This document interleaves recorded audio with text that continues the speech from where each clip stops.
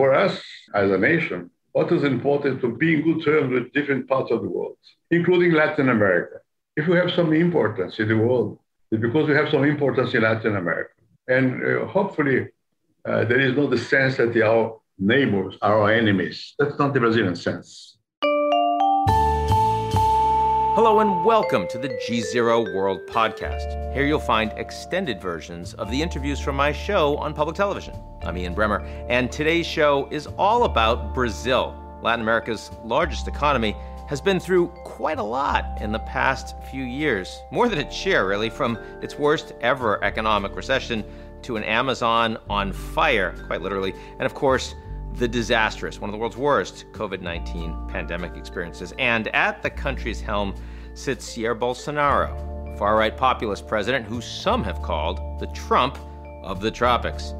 As he looks to an uncertain re-election campaign next year, I'm talking to a man who used to be in that hot seat himself, former Brazilian President Henrique Cardoso. Let's get to it.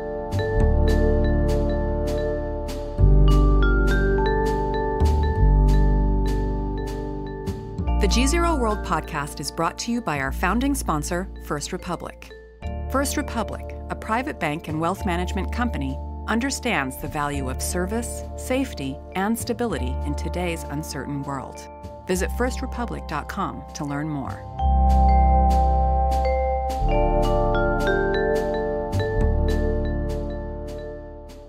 President Cardoso, so happy to welcome you on GZERO World. Thank you. You know, we've been watching your country as it's gone through an incredibly difficult period with coronavirus, as well as an incredibly difficult period with the economy, the worst recession of Brazil's history. For us, it feels like this has been very badly managed by your government.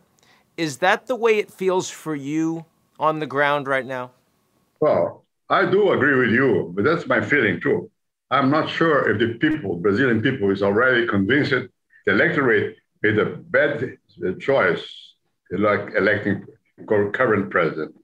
It's obvious that the government is not managing quite well. On the contrary, by denying truth, it's impossible to deny that people are dying. This is true. See? And he said, well, this is not a little influenza. It's not that. It's different. It's much more dramatic than that. The number of died people is enormous. Every day, the situation is increasing, not decreasing. And now it's maybe more stable, the number of deaths, but in a high level. To what extent this will affect the government? It depends on the opposition and the press and to characterize more directly what is the responsibility of the government for the situation. I have been president, so I know that it's not simple. But anyhow, it's difficult to explain how it was possible for the president to be so indifferent with respect to the pandemic. In my country, of course, it has been a very divided, a very polarized country for lots of reasons we've spoken about on this show.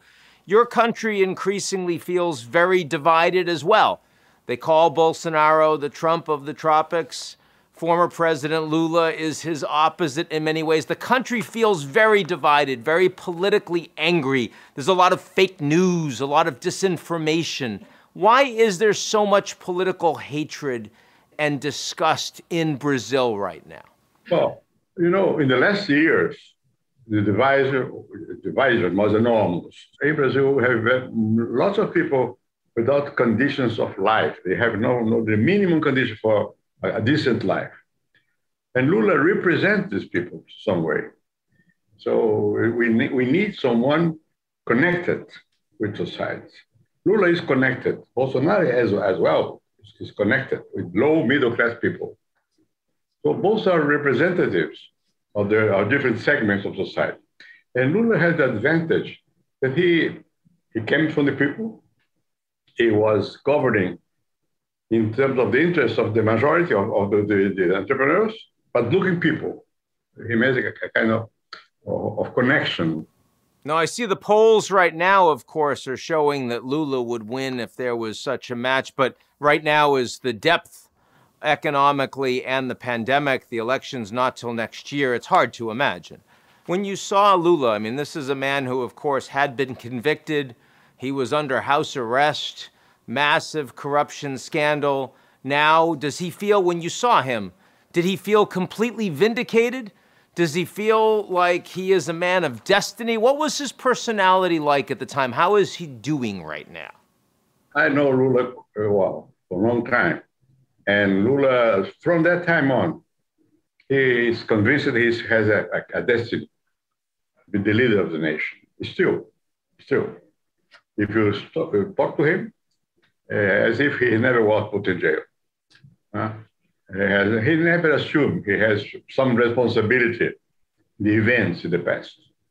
He will try to insist on his innocence, and as well as he has a strong party, the working class party is really very powerful as an organization because they need him. He is a kind of banner for them. It would be more prudent not to be candidate. But Lula is not a man who respects prudence.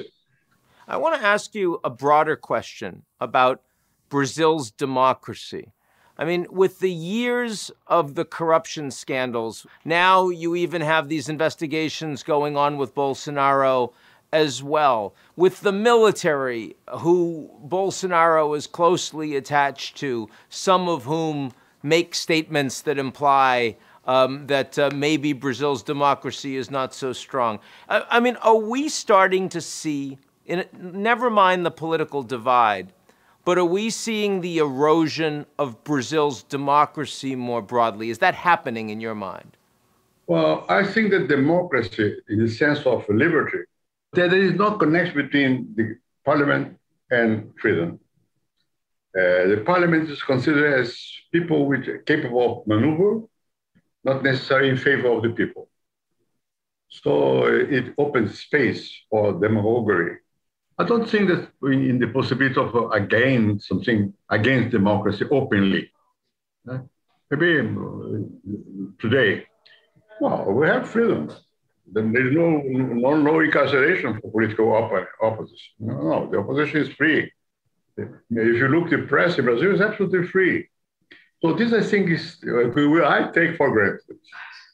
I take for granted. Anyhow, that's not the same as institutionalization of democracy, because people don't look to the Congress, to the political parties as instruments for, the transformation of the country. They look employment, they look the entrepreneurs, they look political leaders, but not institutions.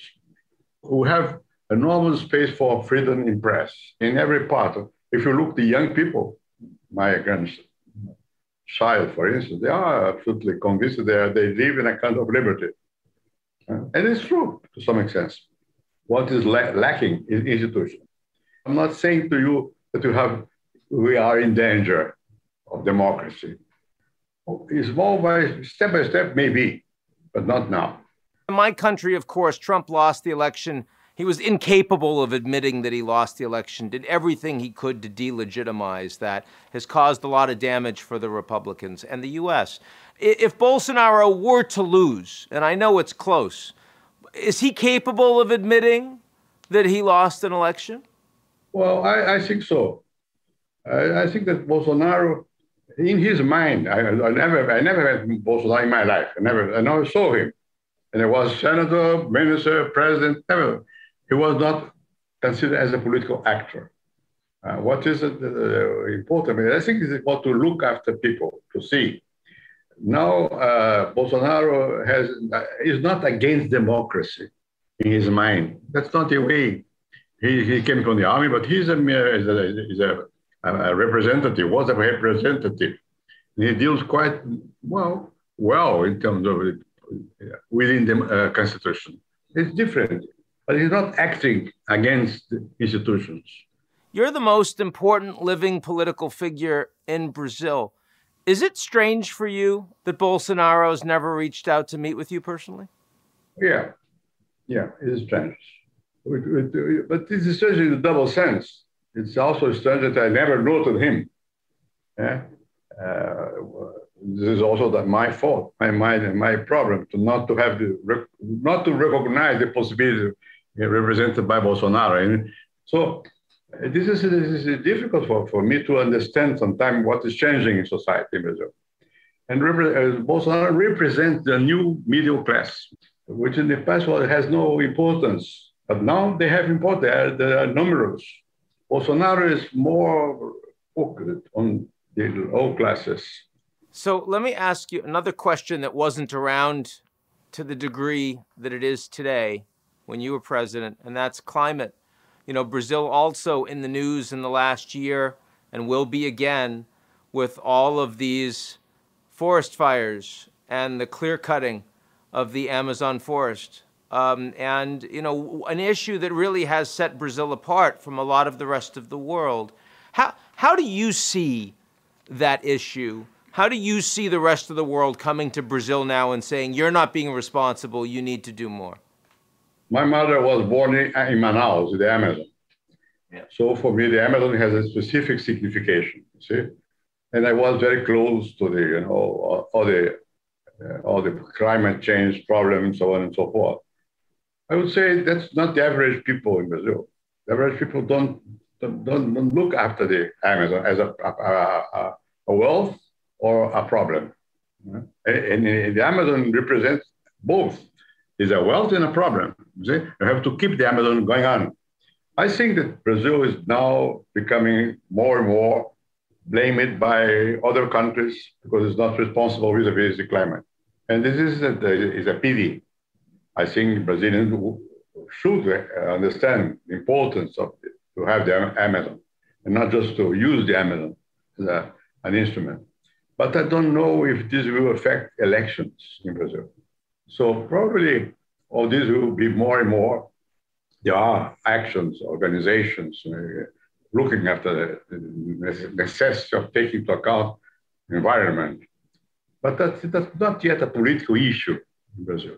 It's a political issue in the foreigners, for the Europeans and Americans and the world in general. They look after us and look, wow, we are destroying the nature. But there is not self-consciousness of the problem. Before we close, tell me a little bit about how you see Brazil's role in the world with the United States and with China. Increasingly hard to manage both of those relationships, and I wonder where you think it's going right now. And we are not fearing the Chinese in terms of Chinese institutions. See? The Chinese are more similar to Brazil in some ways. If you are inside China, in the interior of China, well, they don't have the idea of the government mean for them. They are not like that. They're living their lives, like in Brazil. See? So I think that if you look at the foreign affairs in Brazil, the orientation of the Brazilian government, we have no choice. We have to try to be in good terms with both, one East and West. We don't fear as well the fact that it's possible that Brazil should be influenced by China. For us as a nation, what is important to be in good terms with different parts of the world, including Latin America. If we have some importance in the world, it's because we have some importance in Latin America. And hopefully there is not the sense that our neighbors are our enemies. That's not the Brazilian sense. We have, like America, we are composed by migrants, Japanese, Italians, Germans. So we are used to have these people as Brazilians. We look after them as Brazilians. They speak Portuguese. They are forced to speak Portuguese. But I think that the international situation, as far as we don't have war, it's okay. What's the thing that surprises you the most about the world today that you had no idea would end up like this when you were president? Peace is very important. I think that people don't realize that we are living in a world of peace. The end of Soviet Union and the transformation in China, and as well as in America, produce a possibility of dialogue.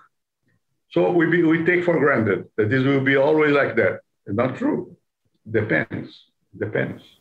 President Cardoso. It's so good to see you. Thanks for joining me on the show today. Bye-bye. That's it for today's edition of the GZERO World Podcast. Like what you've heard? Come check us out at gzeromedia.com and sign up for our newsletter, Signal.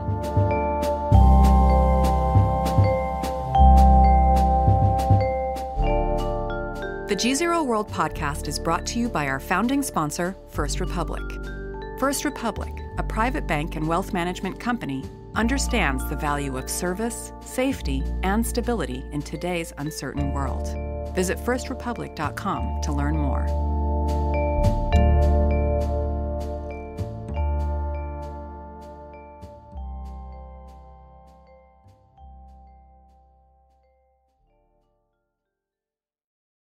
You're listening to the GZERO World with Ian Bremmer podcast, your weekly geopolitical deep dive into the world's biggest news stories, featuring in-depth conversations with global leaders and newsmakers.